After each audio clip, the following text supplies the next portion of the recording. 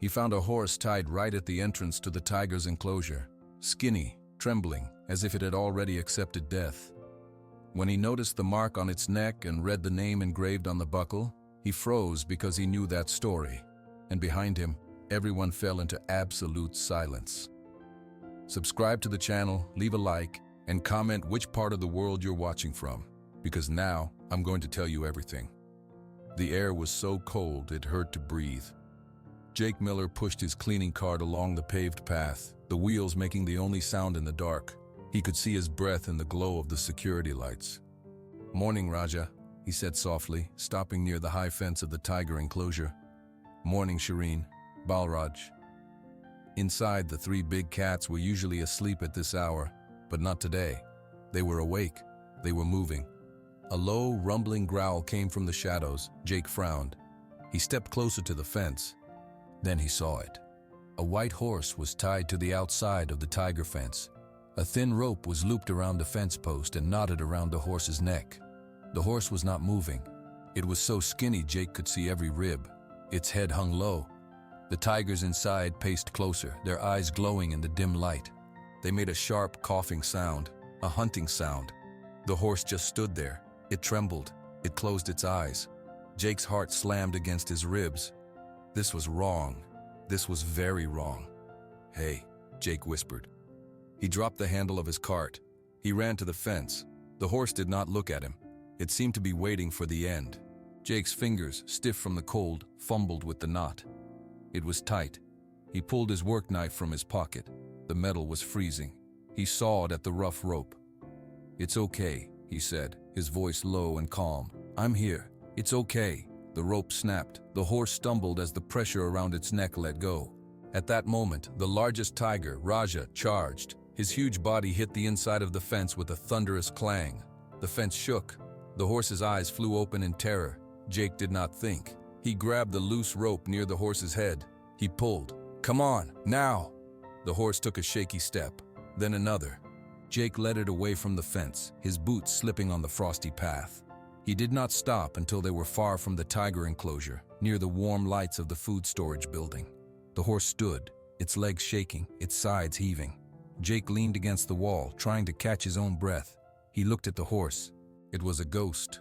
Its white coat was dirty and dull. Its mane was a tangled mat. And around its neck, under that mane, was not just the rope he had cut. There was an old leather strap, black with age and grime. A metal buckle was on it.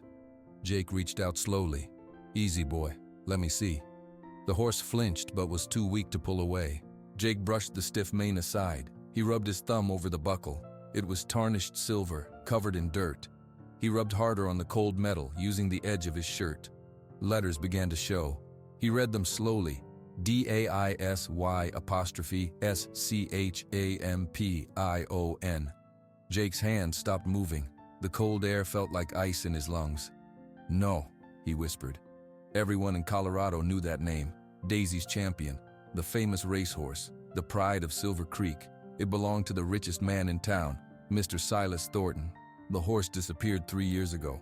There was a big search. Mr. Thornton cried on television. He offered a reward of $100,000.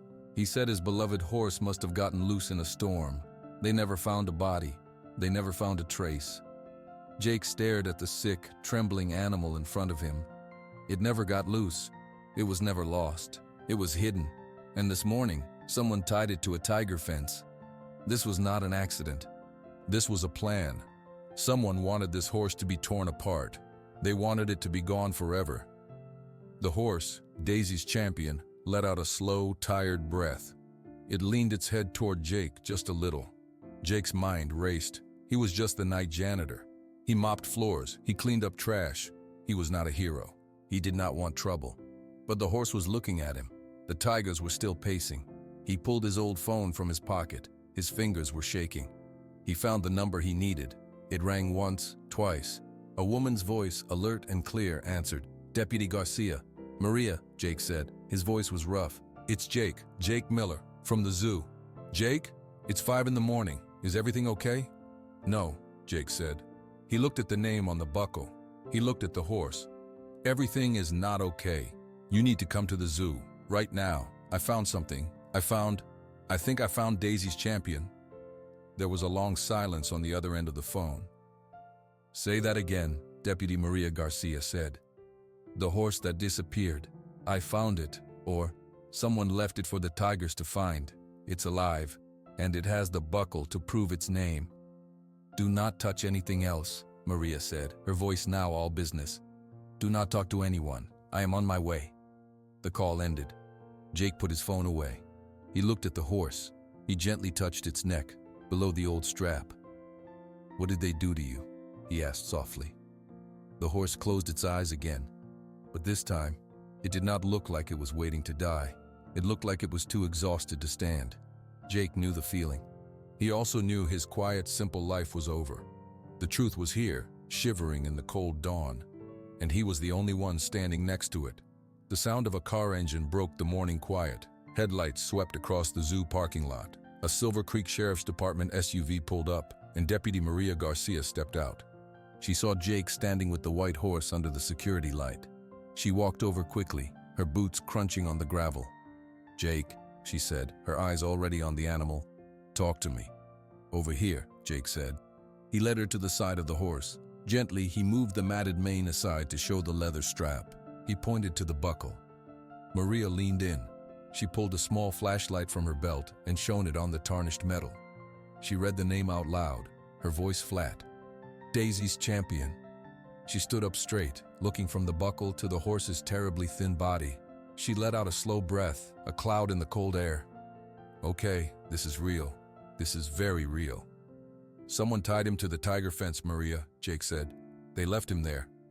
I see that, Maria said. She took out her phone and started taking pictures.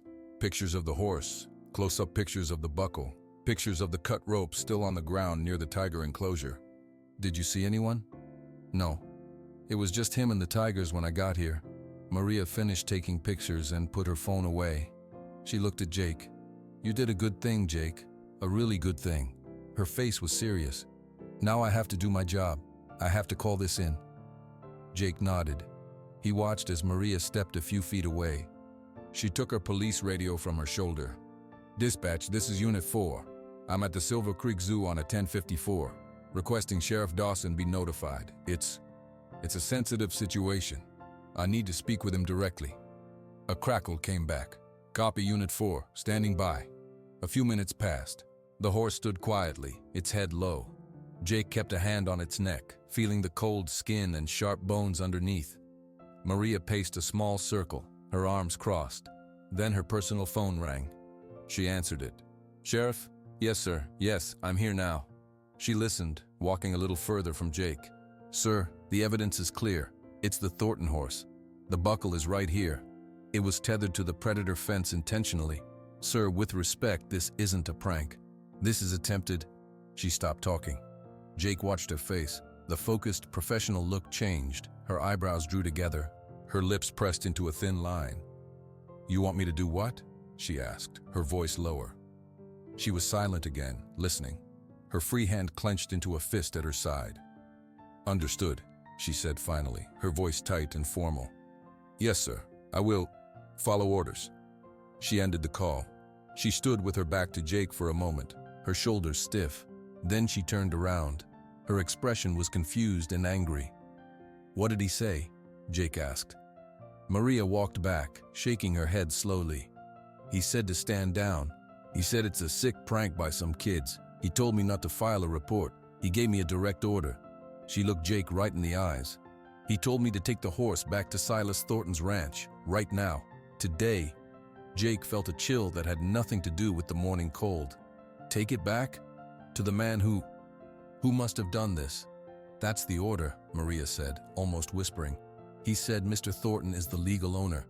He said we are to return lost property and not cause a stir. But that doesn't make any sense, Jake said. His hand stayed on the horse's neck. The horse isn't lost. It was hidden, and someone just tried to kill it. Giving it back is it's like handing it back to the person who wants it dead.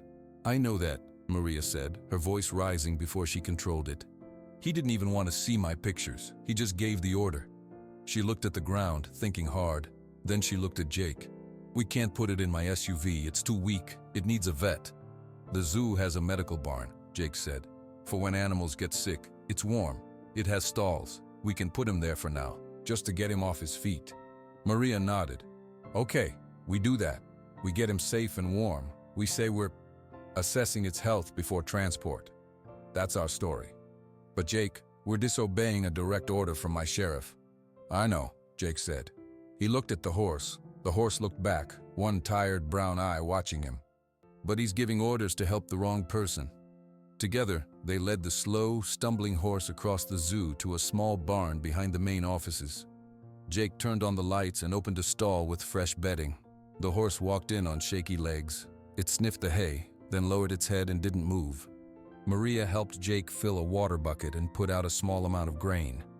I'll call the zoo vet, she said. Tell her it's an emergency. I'll say we found a stray.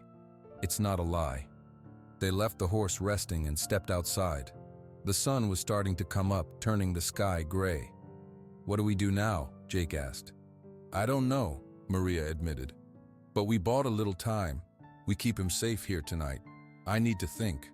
I need to figure out why the sheriff would do this. You think he's in on it? Jake asked. I think he doesn't want it investigated, Maria said. And that is just as bad. The rest of the day felt long and strange. The zoo vet came and was shocked by the horse's condition. She agreed to keep it quiet for now. Maria went back to the office, her mind racing. Jake tried to clean, but he kept looking toward the medical barn. When night fell again, Jake asked to stay late. I'll check on him one more time, he told the day manager. Make sure he's settled. The zoo was dark and silent. Jake carried a flashlight, making his normal rounds, but his path always led back to the medical barn. He sat on an old crate just inside the main door, listening to the horse's soft breathing in the stall. He must have closed his eyes for a moment. A sharp asterisk click asterisk at the barn's side door made them snap open. It was the sound of the latch being lifted from the outside. Jake stood up, his heart pounding. He saw the door handle slowly turn.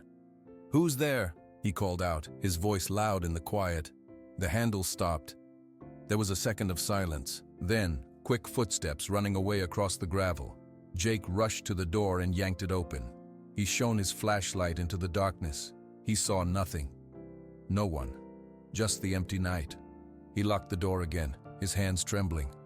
He walked back to the stall. The white horse was awake, its head up, its ears pointed forward toward the door. It was scared. Jake leaned against the stall door. It's okay, he whispered, but the words felt hollow. Someone had tried to get in. Someone knew the horse was here. Maria's order from the sheriff would have put the horse back at Thornton's ranch today. Now, someone had come to the zoo instead. They didn't want the horse returned. They wanted it gone. The phone rang only once before she answered. Maria Garcia. It's Jake. Someone just tried to get into the medical barn. They ran when I shouted. Maria's voice was tense. Is the horse okay? Are you okay? We're both okay, but they knew he was here, Maria. They came right to this door. Stay there. I'm coming. The line went dead. Jake waited by the stall, listening to every sound. The horse watched the door, its ears flicking at small noises.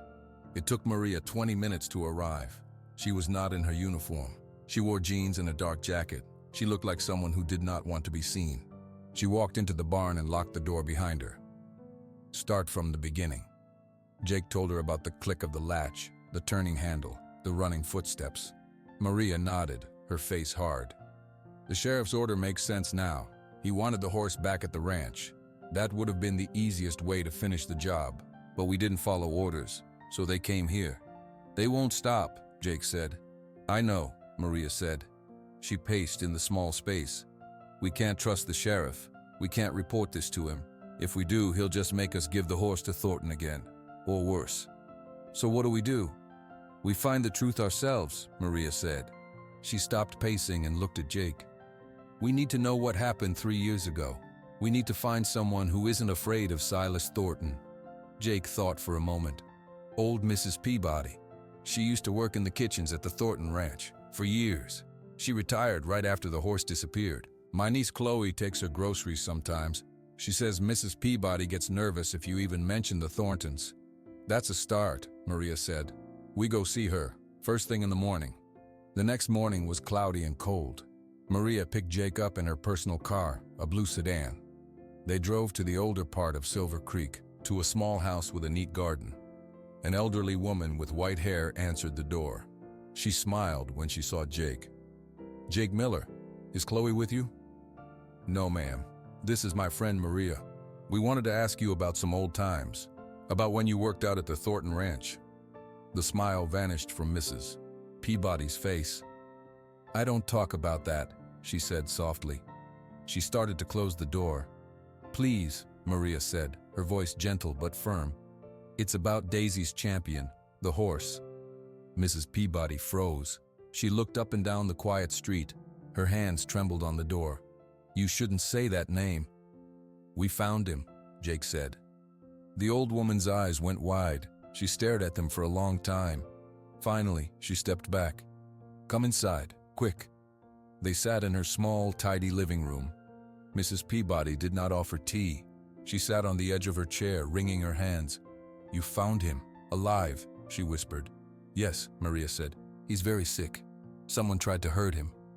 Mrs. Peabody looked at the floor. A tear rolled down her cheek. "I always wondered. I always feared it." "What happened, Mrs. Peabody?" Jake asked. "The night he disappeared." She was silent for so long they thought she wouldn't answer. Then she began to speak, her voice so low they had to lean forward to hear. "It was a bad night, a storm, wind howling. Mr. Thornton, he was in a rage. His business was failing. Everyone knew it. He was on the phone shouting about money." She took a shaky breath. "I was leaving late. I saw Clyde." "Clyde?" Maria asked. "The head groom, a mean man, never smiled. He had the horse trailer hitched to a truck, not the fancy one, an old plain one, and he was leading Daisy's champion into it. The horse didn't want to go. Clyde was yanking on his lead. It was pouring rain." "Where were they going?" Maria asked. "I don't know," Mrs. Peabody said, "but the horse was supposed to be safe in his stall that night. The news the next day said he got loose in the storm, broke a lock, but I saw Clyde put him in that trailer. He didn't get loose." She wiped her eyes. "I was scared. The next week, Mr. Thornton called me to his office. He gave me a white envelope, full of cash, a lot of cash. He said it was for my loyal service and early retirement. He said Silver Creek was a small town for old gossips, and maybe I should go live near my sister in Arizona. He said it would be healthier." "He paid you to leave," Maria said. Mrs. Peabody nodded. "So I left. I took the money. I was a coward. I've carried that for 3 years." She looked up at Jake, her eyes full of pain. "You say he's alive?" "He is," Jake said. "He's safe for now." "Thank you for telling us," Maria said, standing up. "This is important." "You be careful," the old woman said, her voice urgent. "Silas Thornton is a powerful man, and Clyde, he's not just mean, he's dangerous." Back in the car, Maria let out a long breath. "So we have a witness. Clyde took the horse the night it supposedly vanished. Thornton paid her to leave town. This was planned." "But why?" Jake asked. "Why go through all that? He loved that horse. Everyone said so." "Let's find out," Maria said. She started the car. "We're going to the station." "The sheriff's station? But you said we can't trust—" "Not to talk to anyone, to look at old records. Paper files from before everything was on the computer. I have access. And Sheriff Dawson is at a meeting in the next town until this afternoon." They drove to the small sheriff's office. Maria led Jake through a back door and into a room full of filing cabinets. "The big cases from years back are in here," she said. She went straight to a cabinet labeled T. She pulled out a thick folder. "Thornton, Silas property dispute" was written on the tab. "This isn't a property dispute," she muttered, flipping pages. She stopped at a clipped set of papers. They were not police reports. They were photocopies of other documents. "What are these?" Jake asked. "Insurance documents," Maria said, her eyes scanning the pages. "The sheriff must have collected them during the original missing horse investigation." She went quiet, reading. Her fingers stopped on a line. "Look at this date." Jake looked. The document was an insurance policy, a very large policy on the life of a racehorse named Daisy's Champion. "The policy was taken out 1 week before the horse disappeared," Maria said slowly.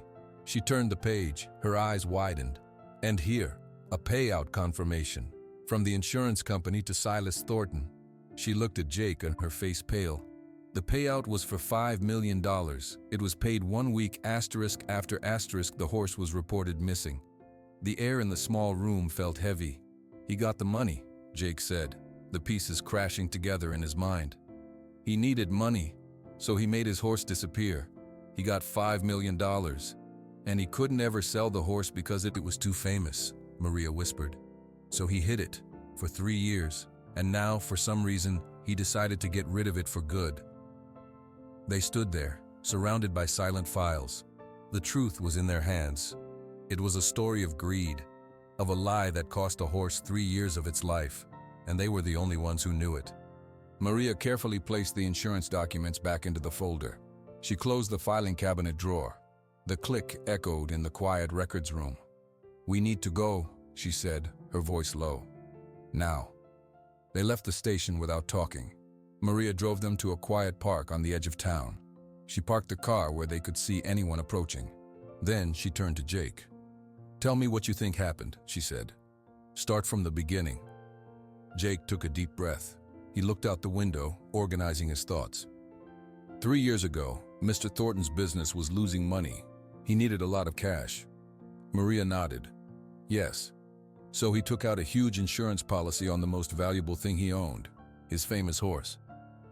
Then, Jake continued, he made the horse disappear. He had Clyde take it away in a trailer during the storm. He told everyone it was lost. He cried on television. The insurance company paid him $5 million. But he had a problem, Maria said, picking up the story. He couldn't sell Daisy's Champion. The horse was too famous. Everyone in the country would recognize a champion racehorse. If he sold it, someone would see it and the fraud would be discovered. So he hid it, Jake said. He kept it somewhere secret for 3 years. Maria's hands tightened on the steering wheel. He just kept it alive, but probably not well. Just enough so it wouldn't die. That explains why the horse is so skinny now. But then something changed, Jake said. Why try to kill it now? Why tie it to the tiger fence? Maria thought for a moment. Maybe the secret was getting harder to keep. Maybe Clyde was tired of caring for a hidden horse. Or maybe Thornton was worried someone would find it, so he decided to end it. He decided to make it look like an accident, Jake said, seeing it clearly. If the tigers killed the horse, people would think it was a tragic mistake. A sick, stray horse wandered into the wrong place. They would find the body, but no one would check for a microchip or an old buckle. They would just bury it. Then the horse would really be gone forever. The secret would be safe. The $5 million would stay his. They sat in silence. The plan was simple and cruel. And Sheriff Dawson, Jake began, is part of it, Maria finished, her voice hard. He must be. He shut down my investigation before it started. He tried to make me return the horse. He is helping Thornton clean up the mess. What do we do with this? Jake asked. We have a story from Mrs. Peabody. We have these insurance papers, but it's our word against Silas Thornton and the sheriff. We need more, Maria agreed. We need something that ties it all together for everyone to see. We need proof that the sheriff is involved. Jake's phone buzzed in his pocket. He looked at the screen. It was a text from his niece, Chloe. Asterisk. Heard you found a horse at the zoo. Can I see him, please? He showed the text to Maria. A small, tired smile touched Maria's lips. We should check on him anyway, and maybe a fresh pair of eyes will help. Chloe was waiting for them outside the zoo's medical barn, bouncing on her toes. Uncle Jake, is it true? You saved a horse from the tigers? Come on inside, Jake said, and keep your voice down. In the stall, the white horse lifted its head. It looked at the new person. Chloe's excited chatter stopped. Her mouth fell open. Oh, she whispered. She walked slowly to the stall door. He's so thin. He's been through a lot, Maria said. What's his name? Chloe asked. Jake and Maria exchanged a look. Maria gave a slight nod. His real name is Daisy's Champion, Jake said quietly. Chloe's eyes went huge. She knew the name. Every kid in Silver Creek knew the story of the lost racehorse. She looked from the skinny animal to her uncle. That's impossible. It's him, Maria said. We have proof. Jake told Chloe everything. About finding the horse, about the buckle, about Sheriff Dawson's order, about Mrs. Peabody and the insurance papers. Chloe listened, her face getting more and more serious. When Jake finished, She was silent for a long moment. She looked at the horse. "They did this to you," she said, her voice soft with anger. "For money?" The horse blinked its large brown eyes. "We can't just call him that old name," Chloe said suddenly. "That's the name of the lie. He needs a new name, for the horse he is now." She studied him. "He's a survivor. He's a champion in a different way. Let's just call him Champion." Jake felt a lump in his throat. He nodded. "Okay, Champion it is." Chloe pulled out her phone. "Can I take a picture? Just of him? Not the buckle yet." "Why?" Maria asked. "Because people need to see him," Chloe said, her fingers already moving. "They need to see what he looks like now. If the story gets out, a picture is worth 1,000 words." She took a few careful photos of Champion's face, his kind eyes, his bony neck. "Chloe, you can't post those yet," Maria said quickly. "It's too dangerous. The wrong people will know we have him and that we know the truth." "I know," Chloe said, putting her phone away. "I won't post anything yet, but I can look. I can find things online. Old news stories, pictures from back then, things that don't add up." Her mind was already racing ahead. "You have to confront Mr. Thornton, right? You have to show him you know." "That's the plan," Maria said. "But it's dangerous. We're going to his ranch tomorrow. You are not coming." "I know," Chloe said again. But her eyes had a determined look that Jake knew well. She was already planning her own way to help. She reached her hand out slowly. Champion stretched his neck and sniffed her fingers. "We're going to help you, Champion," she whispered. "All of us." The soft glow from Chloe's laptop screen was the only light in her bedroom. It was late. Her parents thought she was asleep. On the screen, she had 10 different tabs open. She typed Daisy's Champion disappearance into the search bar. Old news articles appeared. She clicked on a video from a Denver news station. A reporter stood in front of the Thornton Ranch. A man with perfect white hair and a sad face stood beside her. Silas Thornton. "We are just heartbroken," Thornton said, his voice cracking. "He wasn't just a horse, he was family. A terrible accident in a terrible storm. We pray he is found safe." He wiped a tear from his eye. Chloe paused the video. She stared at his face. "Liar," she whispered to the screen.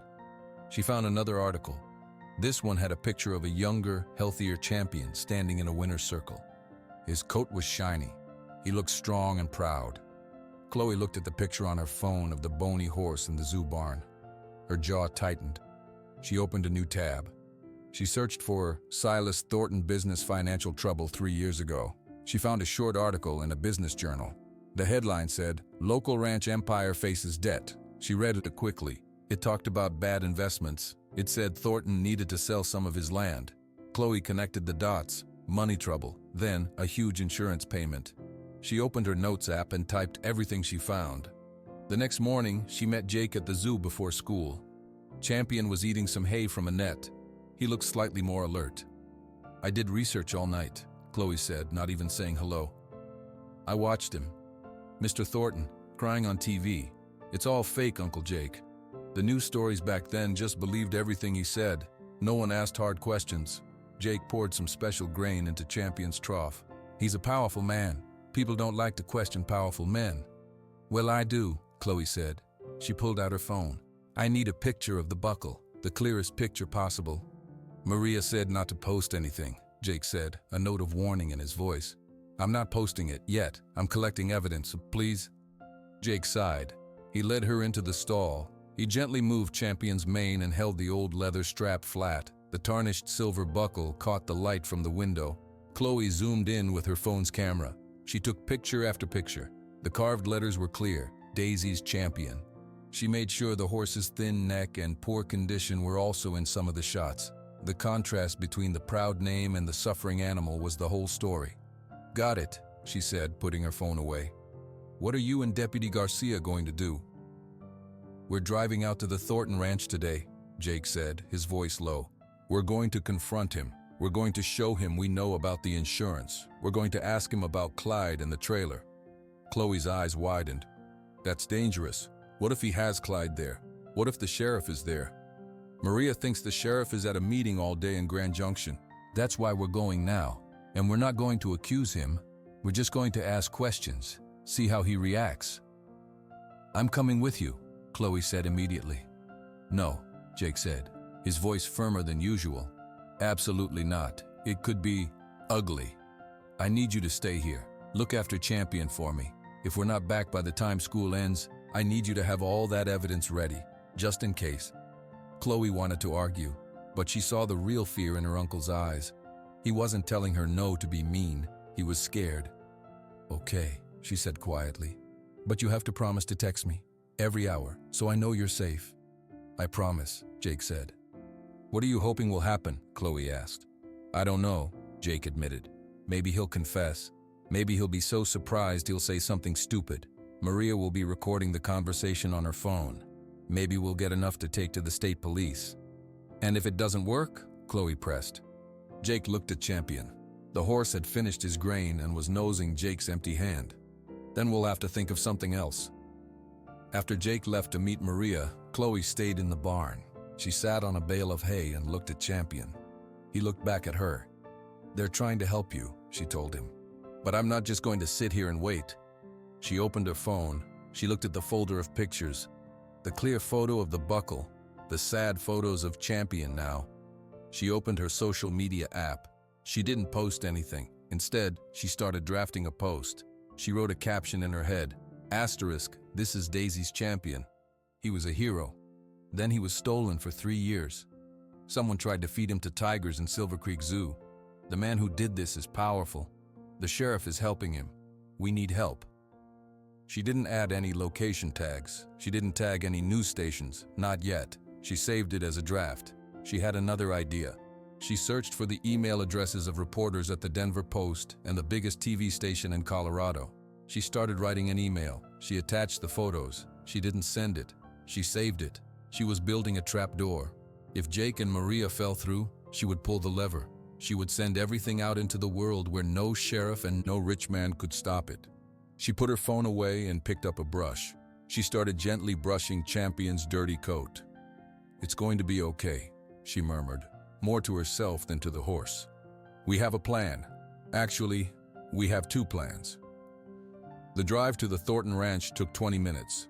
Maria's sedan bounced along the long, private road. Fences stretched for miles. The main house appeared, a huge log building that looked like a postcard. No cars were parked out front. It's too quiet, Jake said. Maria parked and turned off the engine. She checked her phone. The meeting in Grand Junction should still be going for another 2 hours. We have time. She tapped a button on her screen. Recording. They walked to the massive front door. Maria knocked. The sound was loud in the still air. No one answered. She knocked again. Mr. Thornton? Sheriff's Department. We need to speak with you. Silence. Jake tried to look through a window. The rooms inside were dark. He's not here. Let's check the main barn, Maria said, her voice tense. Maybe he's with the horses. They walked around the house toward a big red barn. The large doors were closed. Maria pulled one open. It was dark inside and smelled of hay and dust. No horses. The stalls were empty. He's gone, Jake said. A cold feeling settled in his stomach. He knew we were coming. But how? Maria whispered. Then her whole body stiffened. She looked toward the house. Sheriff Dawson stepped out from the side of the building. He was not in Grand Junction. He was here. He was not smiling. Deputy Garcia, he said, walking slowly toward them. Mr. Miller, looking for someone? Maria's hand went to her phone. She stopped the recording. Sheriff, I thought you were at a regional meeting. Plans change, Dawson said. He stopped a few feet away. He was a big man, and he stood with his thumbs hooked in his belt. I heard you might be coming out here, asking questions you were told to leave alone. We found the Thornton horse, Maria said, standing straight. The one that was tied to the tiger fence. We have evidence linking its disappearance to an insurance fraud. We came to speak with the property owner. That is standard procedure. Sheriff Dawson laughed, a short, dry sound. Procedure. You always were a stickler for the book, Garcia. His smile faded. But you didn't follow procedure, did you? I gave you a direct order. Return the animal. You disobeyed. The order was wrong, Maria said, her voice clear. It would have sent the evidence back to the man who tried to destroy it. See, that's your problem, Dawson said, taking a step closer. You think in terms of right and wrong. I think in terms of simple and complicated. You are making things very complicated. Jake found his voice. You knew Thornton faked the horse's death 3 years ago. Dawson looked at Jake as if noticing him for the first time. The janitor. You should have just mopped your floors, Miller. This wasn't your business. Why? Maria asked, her eyes locked on her boss. Why help him? Dawson shrugged. Silas Thornton is an important man in this county. Important men have problems sometimes. 3 years ago, his problem was a failing business and a very valuable horse. My problem was a sheriff's department budget that couldn't pay for new radios or bulletproof vests. He made a donation, a very large donation. In return, I made sure the report on his missing horse said accident and not suspicious. It kept things simple. And now, Maria pressed, he needed the horse gone for good, and you helped him again. A man's past can come back to bite him, Dawson said calmly. The horse was a loose end. Thornton's new plan was messy, but it would have worked. Then you two started poking around, so he left. He's probably in Mexico by now, and I'm here to clean up the last few loose ends. He said it so plainly that it took a second for the meaning to sink in. What does that mean? Jake asked. Dawson looked at Maria. Deputy Garcia, you are fired for insubordination and mishandling evidence. Then he looked at Jake. And Mr. Miller, you stole private property. You interfered with a law enforcement operation. What operation? Maria demanded. The one that ends with that horse dying in a tragic zoo accident, Dawson said. And the one that ends with you two disappearing in the mountains. A hiker and a disgraced deputy who stole a horse and got lost. A sad story. He moved his hand. It rested on the grip of his gun. Jake's breath caught. Maria stepped slightly in front of him. You can't be serious, Maria said, but her face showed she knew he was. It's the simplest way, Sheriff Dawson said. His voice was empty of feeling. No one will question it. I'll be the one to report you missing. I'll lead the search. I'll find some pieces of your clothes near a cliff. It's over. He drew his gun. He did not point it at them yet. He just held it at his side. Get in your car, he ordered. We're going for a drive into the national forest. Jake looked at Maria. Her face was pale, but her eyes were fierce. She gave a tiny shake of her head. Don't get in the car. If they got in the car, they were dead. But if they ran, he would shoot them here. They were trapped. The big, empty ranch surrounded them. There was no one to hear. The only sound was the wind whistling through the empty barn. Get in the car, Sheriff Dawson repeated, his voice hard. He raised the gun just a little. A bright white light hit him in the face. He flinched, turning his head away. Then another light hit him, and another. The quiet of the ranch was broken by the sound of engines. Many engines, car engines, truck engines. Headlights appeared at the top of the long driveway. Not just one or two, dozens. They poured down the road toward the house. Jake and Maria turned, squinting into the lights. Sheriff Dawson lowered his gun, his confidence slipping into confusion. What is this? The vehicles kept coming. They filled the wide area in front of the big house. Cars, trucks, and 2 big vans with satellite dishes on top. News vans, doors opened, people got out. At the front of the crowd was Chloe. She ran toward Jake and Maria, her phone still in her hand. Right behind her was Mrs. Peabody, the old woman standing straight. Then came the zoo vet, and the manager from the hardware store, and people from all over Silver Creek, and men in different uniforms, state police. A woman with a microphone and a man with a camera rushed toward Sheriff Dawson. The camera's light was blinding. Chloe reached Jake and hugged him tight. You didn't text for 2 hours, she said into his jacket. So I pulled the lever. Sheriff Dawson stared at the crowd. He looked at the state police officers walking toward him. He slowly put his gun back in its holster. His face was pale. A tall state police officer stepped forward. Sheriff Dawson? I am Captain Lewis with the Colorado State Patrol. We need to have a word with you. This is my county, Dawson said, but his voice lacked its usual force. You have no jurisdiction here. We have a citizen's report of corruption, attempted murder, and conspiracy to commit insurance fraud, Captain Lewis said calmly. That gives us jurisdiction. We also have an active social media feed with evidence that has been shared. Let's see, thousands of times in the last hour. Dawson looked at Chloe. You! Chloe let go of Jake and faced the sheriff. She held up her phone. I posted the pictures of Champion, of the buckle. I told the whole story. I used the name #JusticeForChampion. I tagged every news station and the state police. People started sharing it. A lot of people. They called each other. They decided to come and see for themselves. Maria looked at the crowd, amazed. All of them? Everyone saw the same news 3 years ago, a man from the crowd shouted. We believed Thornton. We felt bad for him. To find out he did this, to a helpless animal. And our sheriff helped him, another voice yelled. Captain Lewis turned to his officers. Secure the sheriff's weapon. A state police officer walked up to Dawson. Sir, I need you to hand over your service weapon and your badge. Dawson looked around. The cameras were rolling. The whole town was watching. His own deputies were in the crowd, their faces shocked. He had no way out. He slowly unbuckled his gun belt and handed it over. Then he took his badge from his shirt and gave it to the officer. Captain Lewis nodded. Place him in the vehicle. Read him his rights. As the state police led a handcuffed Sheriff Dawson toward a patrol car, Captain Lewis turned to Maria.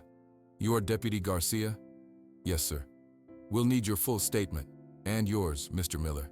He looked at Jake. You're the one who found the horse? Yes, Jake said. Good work. The captain then spoke to the crowd. We have federal alerts out for Silas Thornton and an associate named Clyde. We believe they are attempting to leave the state. We will find them. A cheer went up from the people of Silver Creek. Jake put his arm around Chloe's shoulders. You pulled the lever, he said softly. I had to, she said. When you stopped texting, I knew it was bad. I posted everything. Then I called Mrs. Peabody. I called everyone I could think of. I told them to come to the ranch. I said if they ever believed in justice, they needed to come now. She looked at the news vans. The hashtag worked. The Denver station saw it. They sent a van. Then the state police saw it. Maria walked over to them. She let out a long, shaking breath. He was going to kill us. He really was. But he didn't, Jake said, watching as the patrol car with Dawson inside drove away, because the whole town was watching. The crowd began to talk, to share the story with the news reporters. Chloe took more pictures, this time with pride. Captain Lewis came back over. We just got word from a highway patrol unit. They have stopped a vehicle matching the description of Silas Thornton's car. It was at the state line. They have him in custody. A bigger cheer erupted. Jake felt a weight lift from his chest that he didn't even know he was carrying. He looked at Maria, then at Chloe. They had done it. The truth was out. The bad guys were caught. But as the crowd celebrated, Jake thought of the quiet barn at the zoo. He thought of a white horse who was finally, truly safe. The fight was over. Now, the healing could begin. The news played on the small television in the zoo's office. A reporter stood on the steps of the county courthouse. In a stunning fall from grace, former business magnate Silas Thornton has pleaded guilty to multiple charges, including insurance fraud and conspiracy to commit animal cruelty. Thornton admitted to faking the death of his racehorse, Daisy's Champion, 3 years ago to collect a $5 million insurance payout. He also admitted to plotting to kill the animal last week at the Silver Creek Zoo to cover up his original crime. The screen showed footage of Thornton, now in an orange jumpsuit, being led into the courthouse. He did not look at the cameras. The reporter continued.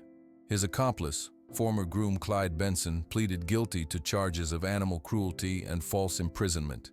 And in a separate case, former Silver Creek Sheriff Roy Dawson pleaded guilty to charges of corruption, bribery, and obstruction of justice. All 3 men are awaiting sentencing. Jake turned the TV off. The office was quiet. Maria, now wearing a different badge that said Acting Sheriff, let out a long breath. It's really over. It is, Jake said. The door burst open and Chloe came in, her backpack swinging. Did you see it? They all pleaded guilty. No trial. They just admitted everything. They had no choice, Maria said. The evidence was everywhere. My recorded conversation with Dawson at the ranch. Mrs. Peabody's statement. The insurance documents. The photos of the horse. Once the state police got involved, their lawyers told them to make a deal. What will happen to them? Chloe asked, sitting on the edge of the desk. Thornton and Clyde will go to prison for a long time, Maria said. Dawson will too, but probably not as long. He didn't take the horse. He just took the money to look the other way. He pointed a gun at you, Chloe said, her smile fading. And he'll be punished for that too, Maria assured her. The important thing is they can't hurt anyone ever again, and the horse is safe." "How is he?" Chloe asked, turning to Jake. "Better," Jake said, a real smile touching his lips for the first time in days.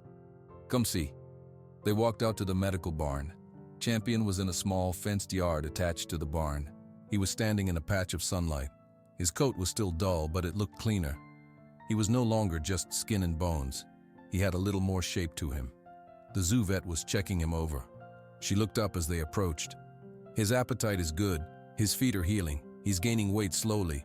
The fear is still there, but it's less every day." Chloe walked up to the fence. "Hey, Champion." The horse turned his head. His ears, which used to be pinned back in fear, swiveled forward. He took a slow step toward her. "See that?" the vet said softly. "He's choosing to come over. That's huge." Chloe held out a flat hand with a piece of carrot. Champion sniffed it, his lips brushing her palm, and took it. He crunched loudly. "He remembers you," Jake said. "What happens to him now?" Chloe asked, her eyes on the horse. "Legally, I mean. He belonged to Thornton."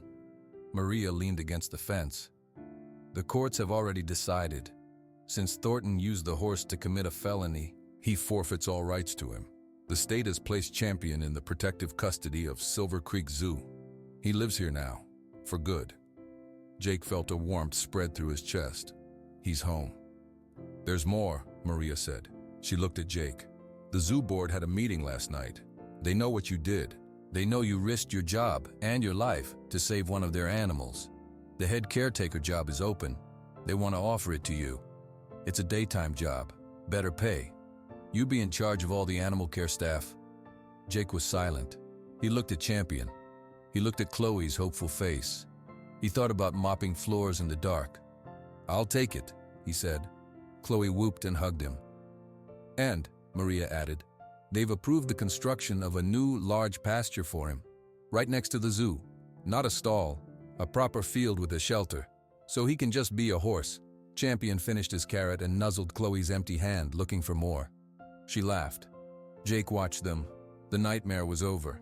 The guilty were going to prison. The town was waking up from a lie. And in a sunny yard, a horse was learning to trust again. Later that afternoon, a delivery arrived at the town's small museum. It was a simple display case. Inside, on a dark blue cloth, was an old stained leather strap with a tarnished silver buckle. A small card next to it read, "Daisy's Champion, the buckle that told the truth." People from the town came to see it. They shook their heads. They talked in low voices.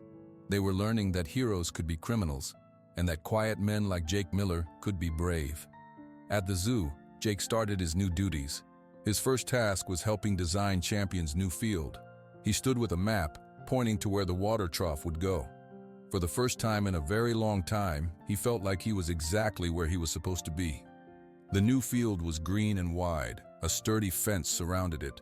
A simple three-sided shelter stood in one corner. A clean water trough sat in the middle. This was Champion's new home. Jake stood at the gate, watching. Champion stood in the center of the field, his head up, ears forward. He was not running. He was just standing. He was feeling the sun on his back and the soft grass under his feet. He was learning that no one would shout at him here. No one would hurt him. "He looks bigger," a voice said behind him. Jake turned. It was Maria. She was not in uniform. It was her day off.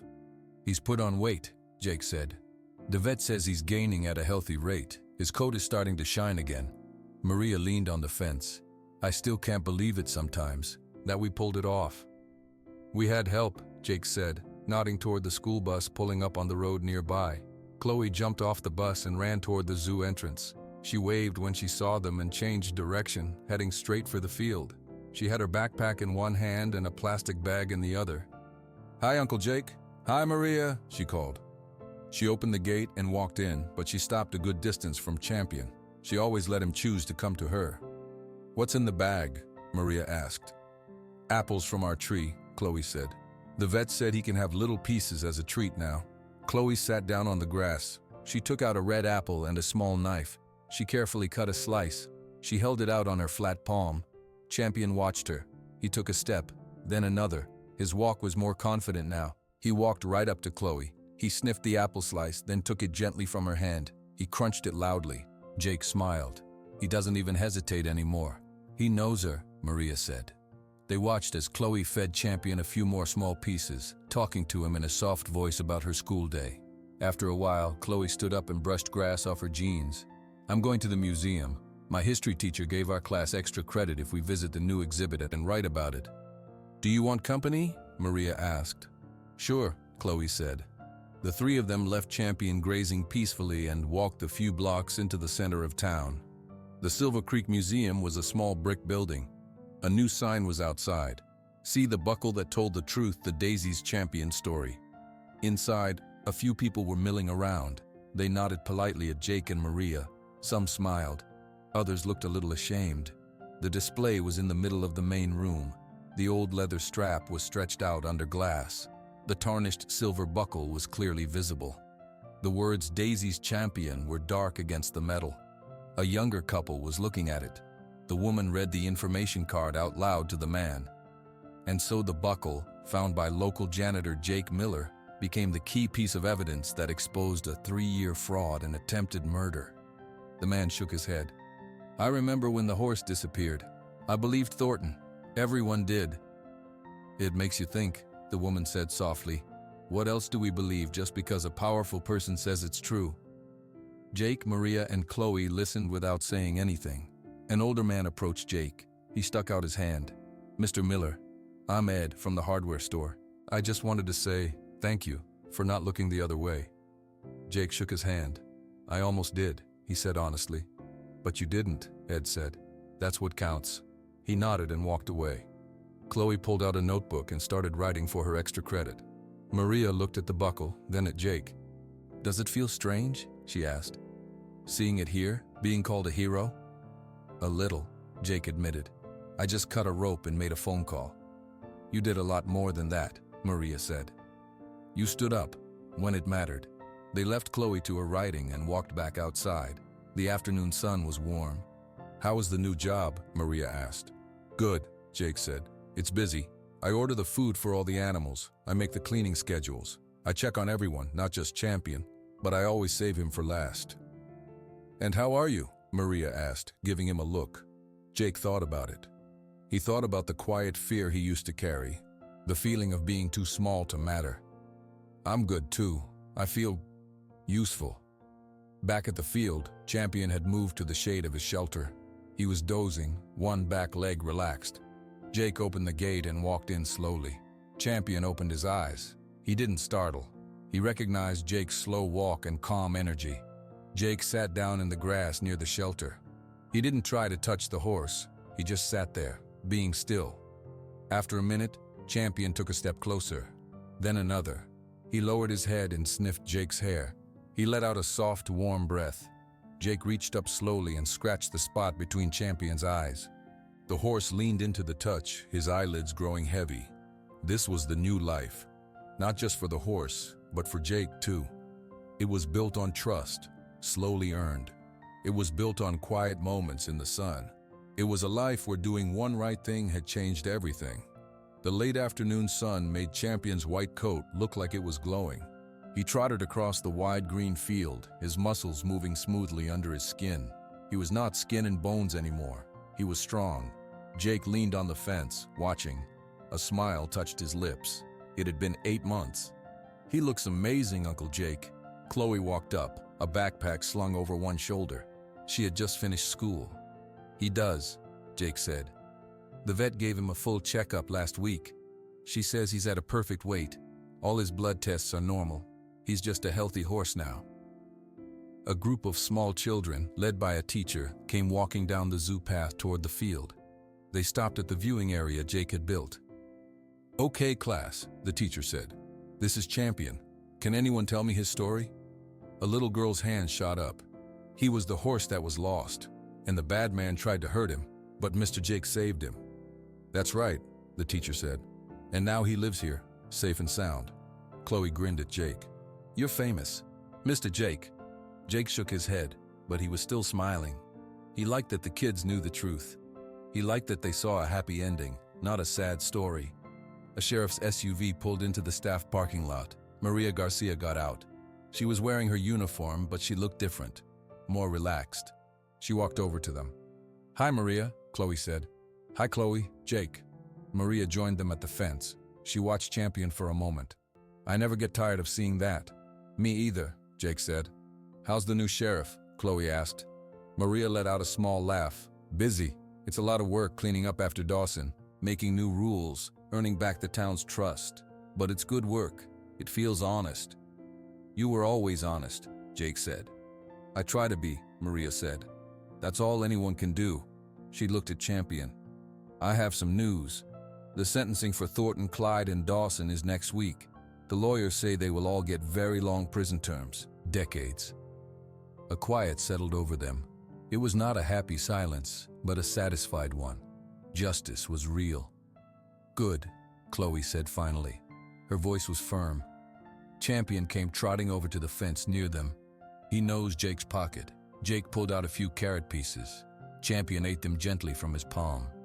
"He's not afraid of anything anymore," Chloe observed. "Almost anything," Jake corrected softly. He looked toward the other side of the field. Beyond a line of trees was the tiger enclosure. As if on cue, a deep, rumbling roar echoed through the zoo. The schoolchildren gasped, then giggled with nervous excitement. Champion's head went up. His ears pointed toward the sound. His body grew still. He was listening. "Does it still scare him?" Maria asked quietly. "Watch," Jake said. Champion stood very still for a long moment.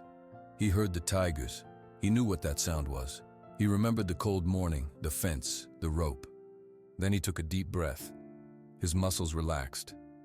He turned his head away from the tiger sounds and looked back at Jake, Chloe, and Maria. He took a step closer to them, to the safety of his people. He was not tied to that fence. He was here, in his field. The tigers were there. He was here.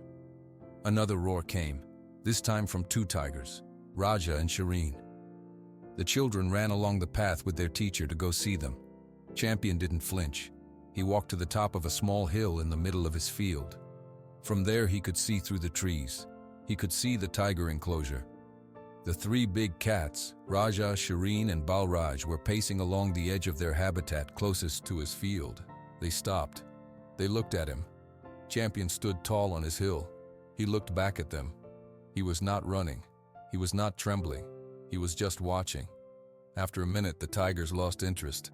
They turned and walked away into the shadows of their rocks. Champion lowered his head and began to graze on the sweet grass. Jake put one arm around Chloe's shoulders.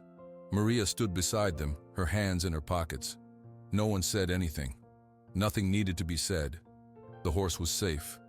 The people who loved him were safe. The people who hurt him were gone. The sun was warm. The grass was green.